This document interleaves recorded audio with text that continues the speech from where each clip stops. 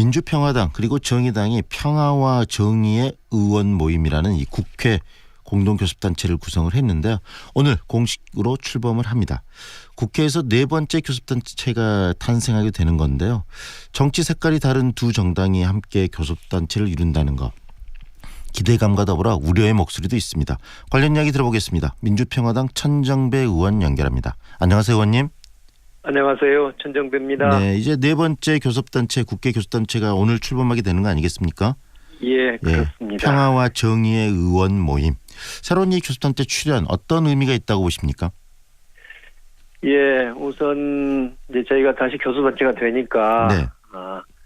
우리 호남의 민심을 잘 대변하고 그래서 개혁 작업에 동참하고 또 호남의 정당한 권리를 지키는데 더 분발해야 되겠다 이런 생각을 합니다. 네. 이제 사실은 한 두세 달 전에 이제 안철수 대표를 중심으로 해서 국민의당이 그 냉전 세력 또 네. 반민심, 반문재인, 반개혁 세력하고 합치는 것을 막으려고 우리는 많은 노력을 했지만 결국 실패했어요. 네.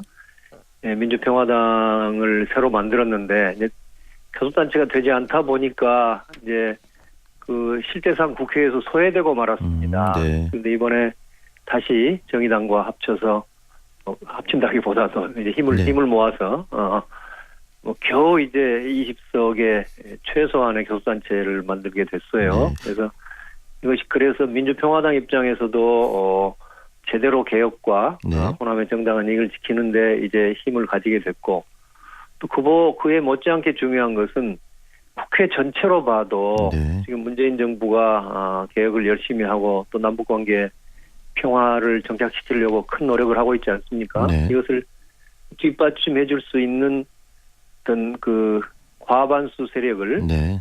우리 새 교섭단체가 힘을 합침으로써 만들 수 네. 있다. 이런 큰 의미가 있다고 생각합니다. 네.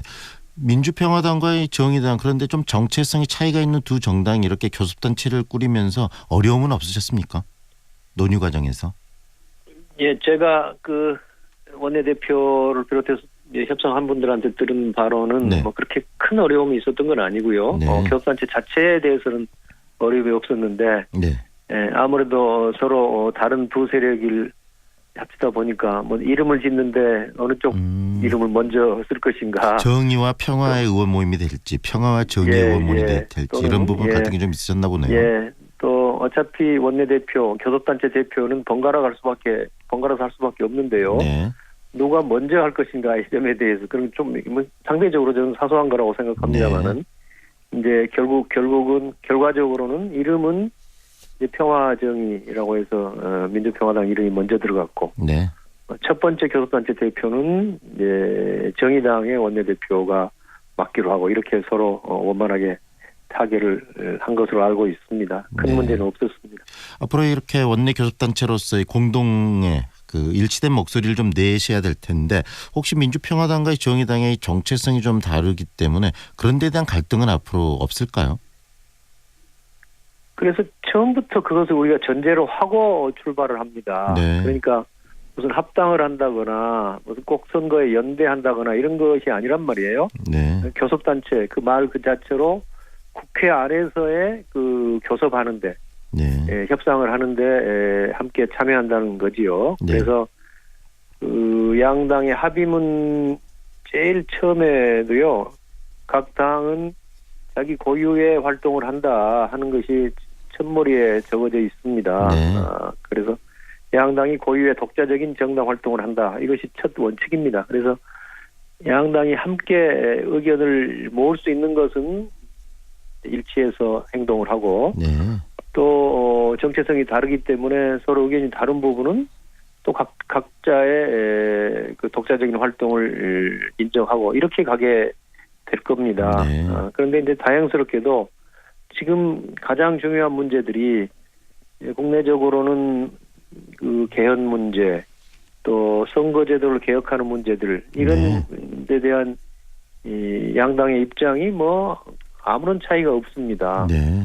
또 지금 중요한 남북 관계 또는 이제 그것을 둘러싼 남북미 관계 이런 국제 문제나 통일 문제에 관해서도 이제 냉전을 극복하고 평화 번영으로 함께 가자 하는 생각에 양당의 차이가 없습니다. 네. 그래서 지금은 차이보다는 이 공통점이 현실적으로 더 많다고 생각합니다. 큰 틀에 있어서 공통점이 더 많다는 말씀하셨고, 또 구체적으로 개헌의 문제와 그다음에 한반도의 평화 정착이라는 그 두 가지 틀에 있어서는 뜻이 같다, 이렇게 지금 말씀해 주셨는데요. 그 모두에서도 좀 이야기를 하셨는데, 개혁 세력들이 교섭단체로서 더 강력하게 그 지원하고 더불어민주당과 함께 개혁을 이끌어가는데 더 역할을 크게 할 것이다라는 취지의 말씀하셨는데, 그런 측면에서 앞으로 이 교섭단체가 할 일이 좀 많을 것 같은데 어떻습니까? 그렇습니다. 지금 교섭단체가 3개일 때는 사실은 2개가 사실은 냉전 세력 아닙니까? 네. 자유한국당과 바른미래, 그렇죠. 네. 바른미래당이죠. 바른미래당. 네네. 그리고 거기에 오히려 소수로 민주당이 있었는데, 이제 저희가 함께 하게 되니까 적어도 국회 안에서도 교섭단체로 봐도 2대2니까 균형이 이루어진 것이고요. 그래서 앞으로 우리가 더구나 그걸 넘어서지요. 아까도 말씀드렸지만은 현재 국회가 293명인데요. 그 과반수가 되려면 147석일 겁니다. 네.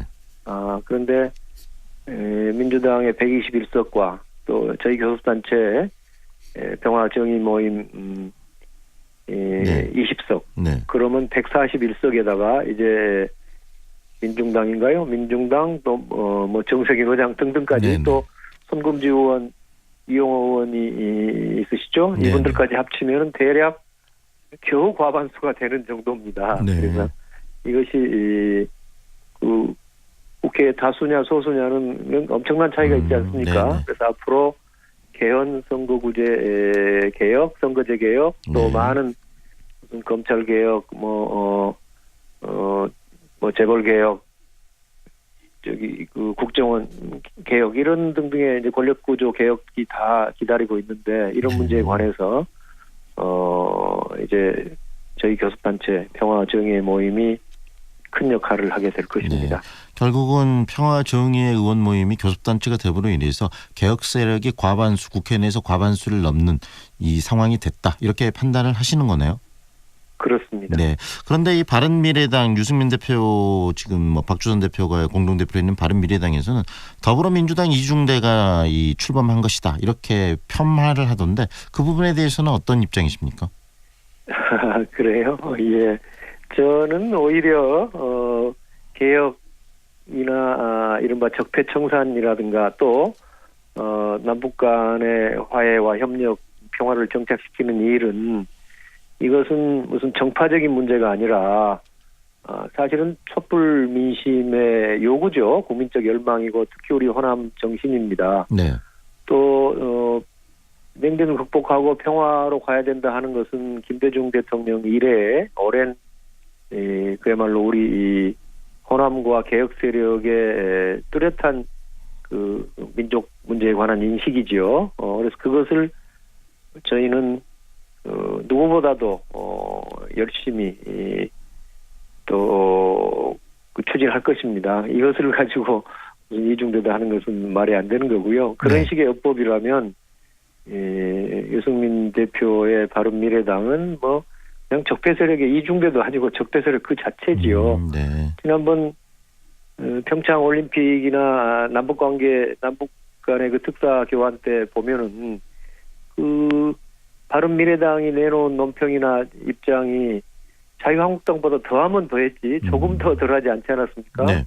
이 세력은 그야말로 냉전을 오히려 강화해서 우리 민족의 미래를 거꾸로, 역사를 거꾸로 돌리려는 네. 그런 입장을 가지고 있는데 참으로 유감스럽습니다. 일부에서는 바른미래당이 뭐 자유한국당과 이번 6.13 지방선거에서 선거 연대를 해야 된다 말아야 된다, 이런 논란도 좀 있고 내부에서도 갈등이 있던데, 우리 의원님께서는 어떻게 예측하십니까? 선거 연대를 할 것으로 보십니까? 아니면은 그 정체성들이 서로 다르기 때문에 서로 선거를 다 따로 할 것으로 예측을 하십니까?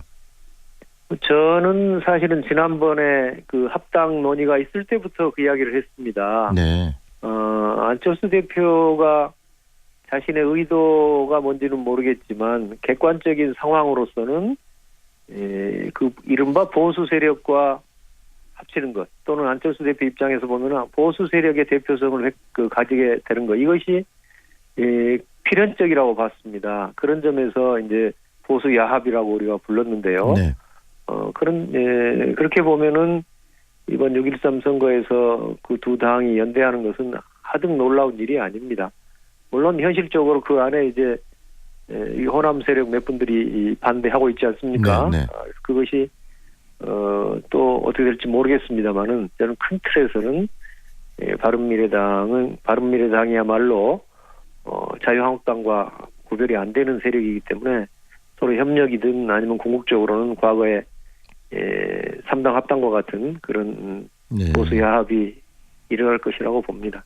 지금 뭐 이 새롭게 이제 원내 교섭단체가 된 이 모임 자체가 딱 의원 수가 20명인데 한 분도 뭐 지방자치 그 뭐 단체장 선거에 이렇게 나가시게 되거나 그러면 또 교섭단체가 무너지는 거 아니겠습니까? 그런 부분에 대한 우려들도 많이 하시던데 어떤가요? 예, 그 점이 이제 사실은 이제는 교섭단체가 돼버렸기 때문에 이제는 우리 당만의 문제가 아니지 않습니까? 네. 민주평화당의 어떤 국회의원을 이제 사직하고 지방선거에 내보내는 문제는 민주평화당의 문제를 넘어서서 이제 정의당과의 사실은 신의의 문제가 됐어요. 네. 약속의 문제가 됐기 때문에 아마 현실적으로 무슨 이용호 의원이라든가 손금주 의원 같은 이가 네. 추가로 합류해서 21명, 22명이 되기 전에는 아마 지방선거에 현역 국회의원이 나가기는 어려운 상황이 됐다고 봅니다. 네.